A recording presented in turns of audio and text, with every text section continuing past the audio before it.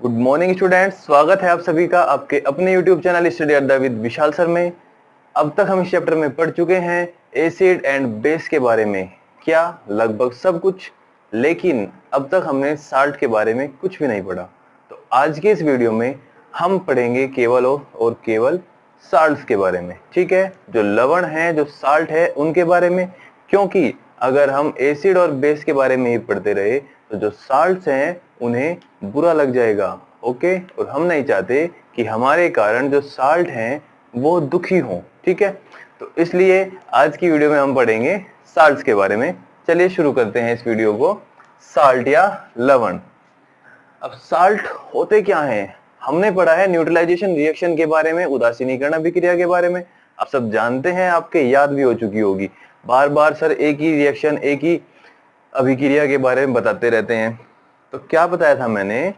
Neutralisation reaction में acid और base, ठीक है, एसिड और बेस आपस में रिएक्शन करते हैं और फॉर्मेशन करते हैं किसका? साल्ट एंड वाटर का, ठीक है। एसिड प्लस बेस रिएक्शन करेंगे, साल्ट बनाएंगे और वाटर बनाएंगे, ठीक है। तो ये जो साल्ट है, जिस साल्ट की बात हो रही है, आज हम उसी साल्ट के बारे में पढ़ेंगे। तो साल्ट क्या होते हैं? Salts are ionic compounds. तो सबसे पहली बात, जो लवण होते हैं वे आयनिक यौगिक होते हैं, ठीक है। अगर मान लीजिए हमने कोई लवण बनाया है NaCl, तो ये आयनिक यौगिक होगा। आयनिक यौगिक का मतलब है इसमें आयंस प्रेजेंट होंगे, और आयंस क्या होते हैं? ये पॉजिटिव आयन है और ये नेगेटिव आयन है। इसके बाद which are made by neutralization reaction of acid and base, ये मैंने आपको बता दिया। अब मोस्ट इंपोर्टेंट बात, जो साल्ट होता है, जो लवण होता है, साल्ट का जो पॉजिटिव वाला आयन है वो हमेशा बेस से आता है, और जो निगेटिव वाला आयन है वो हमेशा एसिड से आता है। कैसे? मान लीजिए हमने NaOH और HCl की रिएक्शन कराई, ठीक है। एक स्ट्रॉन्ग बेस है और एक स्ट्रॉन्ग एसिड है। इनकी रिएक्शन कराने के बाद हमने देखा भाई NaCl बन गया, फॉर्मेशन हो गया NaCl का। NaCl का फॉर्मेशन होने में जो Na पॉजिटिव आया है, कहां से आया है? ध्यान से देख लो, अभी बेस से आया है, अक्षार से आया है। और जो Cl निगेटिव है वो कहां से आया है? एसिड से आया है या अम्ल से आया है। तो हमेशा ध्यान रखेंगे, जो पॉजिटिव आयन है वो कहां से आता है? अक्षार से या बेस से। और जो नेगेटिव पार्ट है, नेगेटिव आयन है, वो हमेशा कहां से आता है? अम्ल से या एसिड से।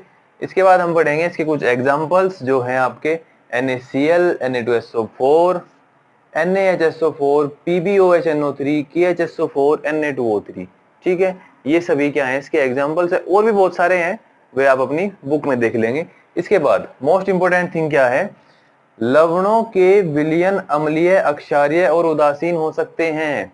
जो आपके साल्ट होंगे, भाई हमने क्या किया? एसिड बेस की रिएक्शन करा दी, साल्ट बन गया। लेकिन जो वो साल्ट बनेगा, जो सॉल्यूशन बनेगा साल्ट का वाटर के साथ में, भाई साल्ट वाटर के साथ ही मिलेगा, तो सॉल्यूशन की फॉर्म में मिलना है, ऑब्वियसली बात है ये। अब क्या होगा? अगर जो वो सॉल्यूशन है वो एसिडिक भी हो सकता है, वो बेसिक भी हो सकता है, और वो न्यूट्रल भी हो सकता है नेचर में, जो उसकी प्रकृति है, ठीक है। होगा कैसे? अगर स्ट्रॉन्ग एसिड की रिएक्शन हम कराते हैं स्ट्रॉन्ग बेस के साथ, तो दोनों का जो आयनाइजेशन है वो कंप्लीट होगा। तो कंप्लीटली आयनाइजेशन होने पर दोनों एक दूसरे को न्यूट्रल कर देंगे, और कैसे साल्ट बनेंगे? न्यूट्रल साल्ट, या जो सॉल्यूशन होगा वो न्यूट्रल होगा। उसके बाद स्ट्रॉन्ग एसिड अगर वीक बेस के साथ रिएक्शन करता है, तो एक बात बताइए, मान लीजिए आपने मेरे साथ पार्टनरशिप में एक बिजनेस स्टार्ट कर लिया, ठीक है भाई। हमने एक बिजनेस किया, बहुत बड़ा बिजनेस। उस बिजनेस में 70% तो आपने लगाया और 30% मैंने, ठीक है भाई। आपने उसमें जो आपके शेयर्स हैं वो 70% है और मेरे 30% है। तो जो 70% वाला होगा वो कंपनी पर या बिजनेस पर अपना अधिकार ज्यादा जमाएगा। उसका नाम हो या फिर उसकी डीलिंग्स हो, सभी में वो क्या करेगा? अपने आप को शो करेगा या अपने आप को आगे दिखाएगा। लेकिन बिल्कुल सेम वैसे ही होगा यहाँ पर। स्ट्रॉन्ग एसिड है, वीक बेस है। जब एसिड स्ट्रॉन्ग है तो स्ट्रॉन्ग होने के कारण ये एसिड क्या करेगा, सॉल्यूशन को एसिडिक बना देगा। ठीक है, ऐसा ही बेस में होगा। अगर स्ट्रॉन्ग बेस होता है तो सेम काम बेस भी करेगा, क्योंकि बदला लेगा। तो बदला लेने के लिए बेस ने क्या किया, अगर वीक एसिड स्ट्रॉन्ग बेस के साथ रिएक्शन करेगा तो जो सॉल्यूशन है वो बेसिक ही बनेगा। ठीक है, इसके बाद हम पढ़ेंगे टाइप्स ऑफ साल्ट्स। लवणों के प्रकार, 6 प्रकार के लवण होते हैं जिनके बारे में अब हम पढ़ेंगे। नंबर फर्स्ट है नॉर्मल साल्ट या साधारण लवण। अब साधारण लवण जो होंगे वे बनेंगे कंप्लीट न्यूट्रलाइजेशन के द्वारा। ठीक है, पूर्ण उदासीनीकरण। अब पूर्ण उदासीनीकरण कहां से आ गया, ये पूर्ण उदासीनीकरण क्या है? पूर्ण उदासीनीकरण में क्या होता है, मैंने अभी आपको बताया है कि एसिड और बेस की रिएक्शन से बनते हैं क्या, साल्ट प्लस वाटर। अगर एसिड और बेस कंप्लीटली न्यूट्रलाइज हो जाते हैं, ठीक है, कंप्लीटली सारे धनायन सारे ऋणायन को न्यूट्रल कर देते हैं, तो उसे हम क्या बोलते हैं, कंप्लीट न्यूट्रलाइजेशन। ठीक है, तो अगर कंप्लीट न्यूट्रलाइजेशन हो रहा है तो हम कहेंगे कि जो साल्ट बनेगा वो कैसा होगा आपका, नॉर्मल साल्ट या साधारण लवण। हिंदी भाषा वाले लोग भी सुन लेंगे एक बार। जो लवण अम्ल व अक्षार के पूर्ण उदासीनीकरण से बनते हैं उन्हें हम साधारण लवण कहते हैं। उसके एग्जाम्पल हैं आपके NaCl, Na2SO4, KCl, K2SO4, ठीक है, एटसेट्रा एटसेट्रा। सिंपल सा है। इसके बाद हम पढ़ेंगे सेकंड, जिसका नाम है एसिडिक साल्ट। ठीक है, तो उसके बारे में पढ़ेंगे स्टूडेंट्स। तो अब हम पढ़ते हैं एसिडिक साल्ट के बारे में, जिन्हें हिंदी में कहते हैं अम्लीय लवण। तो एसिडिक साल्ट या अम्लीय लवण क्या होते हैं? The salts formed by partial replacement of hydrogen ions या हाइड्रोजन एटम्स। मतलब अगर जो आपके हाइड्रोजन आयन हैं, ठीक है, एसिड में उपस्थित, या फिर हाइड्रोजन एटम भी उन्हें आप कह सकते हैं, तो जो ऐसे साल्ट होंगे जो हाइड्रोजन आयन के पार्शियल रिप्लेसमेंट, मतलब कि हाइड्रोजन आयन कंप्लीटली वहां से रिप्लेस नहीं होंगे, उसके बाद बनने वाले जो आपके साल्ट्स हैं उन्हें हम क्या कहेंगे, एसिडिक साल्ट कहेंगे हिंदी में। वे लवण जो हाइड्रोजन आयन या हाइड्रोजन परमाणु के आंशिक प्रतिस्थापन द्वारा प्राप्त होते हैं उन्हें हम क्या कहते हैं, अम्लीय लवण कहते हैं।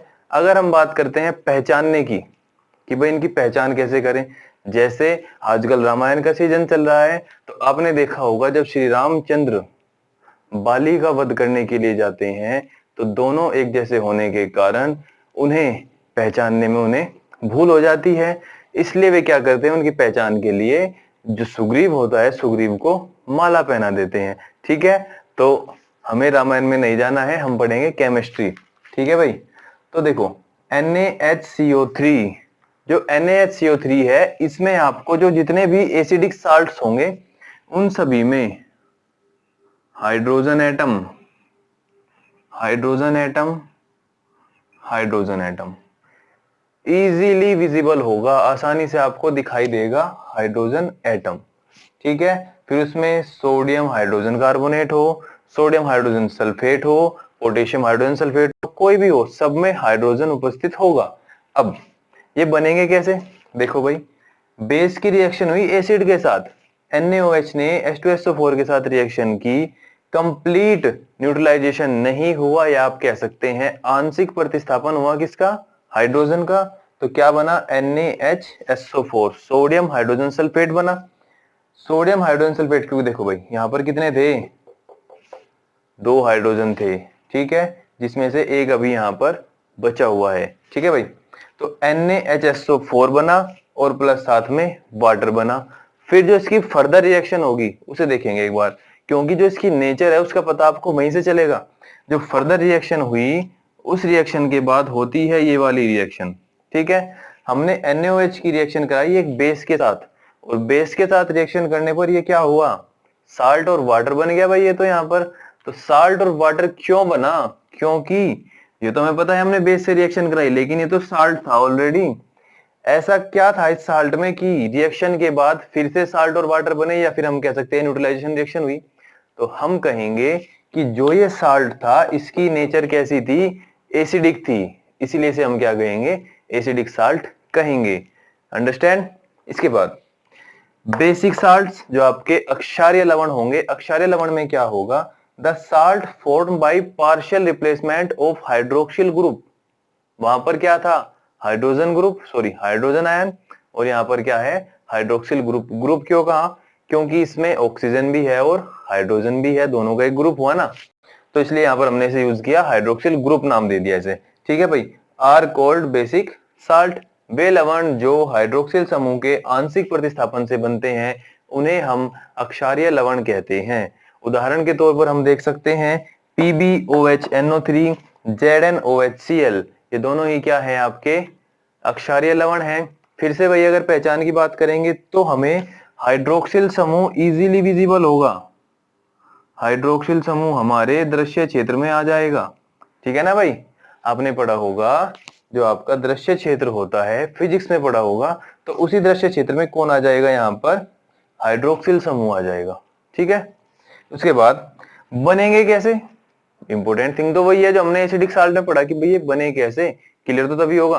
देखो PbOH twice lead hydroxide, nitric acid HNO3 होता है नाइट्रिक एसिड, नाइट्रिक एसिड के साथ रिएक्शन करने पर दो हाइड्रोक्सिल ग्रुप हो थे यहां पर, लेकिन एक अभी भी इसके पास ही है, मतलब केवल एक हाइड्रोक्सिल ग्रुप यहां से विस्थापित हुआ है या रिमूव हुआ है।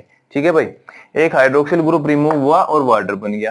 ठीक है, तो भाई एसिड, वो सॉरी बेस और एसिड की रिएक्शन से साल्ट और वाटर का फॉर्मेशन हुआ। इसके बाद हमने इस साल्ट की रिएक्शन कराई एक एसिड के साथ, या कह सकते हैं फिर से HNO3 के साथ इसकी हमने रिएक्शन करा दी, तो क्या हुआ, साल्ट और वाटर बने। कैसे बने, इसका कारण क्या है कि भाई इसका तो हम जानते हैं ये तो एसिड है, अब जब ये एसिड है और न्यूट्रलाइजेशन रिएक्शन शो हो रही है तो साथ में दूसरा केमिकल यूज हुआ है, वो क्या होगा, बेसिक नेचर का होगा, तो इसलिए हमने इसे क्या कहा, ये एक बेसिक साल्ट है। ओके, अंडरस्टैंड, क्लियर हो गया होगा। इसके बाद हम पढ़ेंगे डबल साल्ट या द्विक लवण के बारे में। डबल साल्ट या द्विक लवण, डबल साल्ट क्या होते हैं, अगर आप दो नॉर्मल साल्ट्स को, ठीक है, दो नॉर्मल साल्ट्स को एक निश्चित अनुपात में या एक डेफिनिट रेशियो में, एक फिक्स्ड रेशियो में मिला देते हैं, मिलाने के बाद उस सॉल्यूशन को ठंडा करके क्रिस्टलाइज फॉर्म में कन्वर्ट कर देते हैं, तो जो एक क्रिस्टल्स बनेंगे या फिर जो क्रिस्टलाइजेशन फॉर्म बनेगी साल्ट की, उसे हम क्या कहेंगे, डबल साल्ट या द्विक लवण कहेंगे। हिंदी में क्या कहेंगे, हिंदी में एक बार ध्यान से समझेंगे, दो सामान्य लवणों को निश्चित अनुपात में मिलाकर सांद्रित, मतलब उससे सफाई करके उसकी, ठीक है, सांद्रित करके प्राप्त क्रिस्टलीय लवण को द्विक लवण कहते हैं। ठीक है, तो समझ गए होंगे द्विक लवण क्या होता है। द्विक लवण में दो नॉर्मल साल्ट्स होते हैं। एग्जाम्पल देखेंगे एक बार, पोटाश एलम, मतलब पोटेशियम एलम, जो आप यूज करते हैं फिटकरी का, ठीक है, उस फिटकरी को ही हम क्या कहते हैं, पोटेशियम एलम या पोटाश एलम। उसका जो फॉर्मूला होता है वो क्या होता है, K2SO4 इंटू Al2SO4 की थ्राइस इंटू 24H2O, ये 24H2O। तो जो 24H2O है ये यहाँ पर क्रिस्टलाइज वाटर को शो करते हैं। ठीक है, क्योंकि आप सभी जानते हैं जो फिटकरी होती है, जो एलम होती है, एलम लिक्विड फॉर्म में नहीं होती है, तो जो ये वाटर है 24 मॉलिक्यूल्स, ये किसे शो करते हैं, उसकी क्रिस्टलाइजेशन फॉर्म को शो करते हैं। Is that clear. इसके बाद जो सेकंड एग्जांपल है वो है आपका मोहर्स लवण या मोहर लवण। इसका फॉर्मूला है FeSO4 इंटू NH4 की ट्वाइस SO4 इंटू 6H2O।